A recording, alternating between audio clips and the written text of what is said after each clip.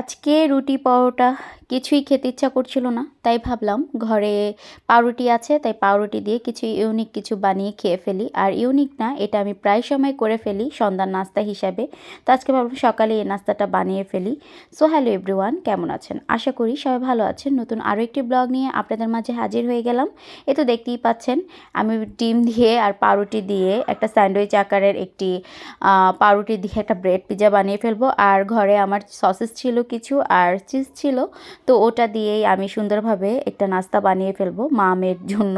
আর প্রতিদিন না একই জিনিস খেতে কিন্তু তেমন একটা ভালো লাগে না। আর রুটি পরোটা আমার আজকে একটুকু খেতে ইচ্ছা করছিল না, তাই ভাবলাম এভাবে ঝটপট নাস্তা বানিয়ে ফেলি, মা মেয়ে দুজনে খেয়ে ফেললাম। নাস্তা করার পর কিছু ময়লা কাপড় চোপড়গুলো ছিল, সেগুলো আবার ভিজিয়ে রেখেছি, পরে আবার এগুলো ধুয়ে ফেলবো। আর আমি আবার এক ফাঁকে একটু বাজারে গিয়েছিলাম, তো বাজার থেকে গরুর গোশ কিনে নিয়ে এসেছিলাম। আর গরুর গোশগুলো কিন্তু খুবই ভালো ছিল। সবসময় আমি বেশিরভাগ সময় আমার রানের সাইডের গোশই কেনা হয়, তো গোশগুলো অনেক ভালো ছিল, হাড় ছাড়া ছিল সবগুলো গোশ।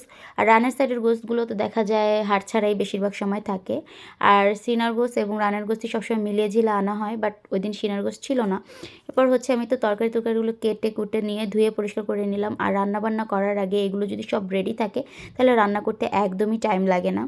এরপর হচ্ছে আমি ভাতটাও বসিয়ে দিলাম। আর এগুলো করতে করতে আমার একটু ক্ষুধা লেগে যায়, তারপর আমি একটু টুকিটাকি একটু খাবার খাই। এই তো একটু পর আবার রান্নাবান্না করতে চলে আসলাম। তো রান্নাবান্না করবার জন্য হচ্ছে আমি আজকে হাতে মাখিয়েই হচ্ছে গরুর গোশটা বসাবো। আর যেহেতু তাড়াহুড়ো, আর হচ্ছে আজকে রান্নাবান্না করার মাঝখানে অনেক কাজ হয়ে গেছে।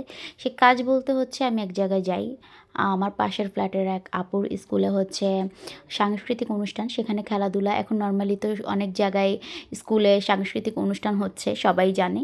তো ওইখানে আমি চলে যাই রান্নাবান্না অর্ধেক করে, কারণ আমার মেয়ে ওইখানে যাবে, শুধু বারবার বায়না করছিল, যার জন্য আমি ওইখানে চলে যাই। আর হচ্ছে এখানে আমি হাতে মাখিয়ে গরুর গোশটা এখন বসিয়ে দিলাম। আর গরুর গোশটা কিন্তু হাতে মাখিয়ে বসালে বেশি ভালো লাগে। আর আমি আমার আম্মুকেও দেখেছি গরুর গোশটা দেখা যায় হাতে মাখিয়েই রান্না করতে, যার জন্য আমি এভাবে বসাই। আর তাড়াহুড়ো করলে এভাবেই দেখা যায় রান্না করে ফেলি। এরপর হচ্ছে এই চুলায় আবার আমি একটা ভাজি করব ফুলকপি এবং আলু দিয়ে। তো এখানে আমি এখন পেঁয়াজটাকে ভালোভাবে ভেজে এরপর এর মধ্যে ফুলকপি এবং আলু দিয়ে ভালো করে ভেজে নেব। আর হচ্ছে একটা কথা, এত কষ্ট করে ভিডিও মেক করি, অনেকে দেখা যায় ভিডিও সামনে যায়, দেখা যায় না দেখেই একটা লাইক কমেন্ট না করেই চলে যায়। এই জিনিসটা আসলে খুবই খারাপ লাগে। আপনাদের একটা লাইক কমেন্টে আমার অনুপ্রেরণা হয়, উৎসাহ হয় আরেকটা ভিডিও করবার। Thank you. এরপর এই তো গরুর গোশে আমি একটু আলু দিয়ে দিলাম। আর হচ্ছে গরুর গোশে কিন্তু আলু দিলে খুব ভালো লাগে খেতে। আমার কাছে লাগে গরুর গোশে আলু না দিলে একটুকু ভালো লাগে না। আর ভুনা করলে সেটা আলাদা ব্যাপার, গরুর গোশে আমার আলু দিতেই হবে। এরপর হচ্ছে এই তো আমার ভাজিটাও হয়ে গেছে। এখন ভাজিটা হওয়ার পরে এখন আমি সুন্দরভাবে বাটিতে আমি বেড়ে নেব। আর আজকের ভাজিতে একটু তেলটা একটু বেশি হয়ে গেছে আর কি বলবো। আর হচ্ছে এর এক ফাঁকে কিন্তু আমি সাংস্কৃতিক অনুষ্ঠানে কিন্তু চলে যাই, এসে কিন্তু আমি বাকি কাজগুলো করি।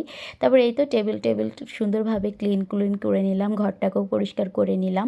আর যেহেতু আমার খালা গ্রামের বাড়ি গেছে, যার জন্য কাজটাও বেশি, নিজের কাজ তো নিজেই করতে হবে, কিছু করার নাই। আর ফার্নিচারগুলো সুন্দরভাবে আমি মুছে ক্লিন করে নিচ্ছি। আর এত ধুলাবালি এসে জমা হয়ে যায় কি বলবো, প্রতিদিন মোছামুছি করলেও অনেক নোংরা হয়ে যায়। ঘরে যদি একটা বেবি থাকে তাহলে তো কোনো কথাই নেই, কারণ সে সব কিছু এলোমেলো করে থাকে। এদিকে হচ্ছে আমার বারান্দায় কিছু কাপড় চোপড় ছিল, সেগুলোকে এনে আমি সুন্দরভাবে ভাঁজ করে নিলাম। আর ঘরটাকেও আমি বিছানাপত্র গুছিয়ে গাছিয়ে নিয়েছি।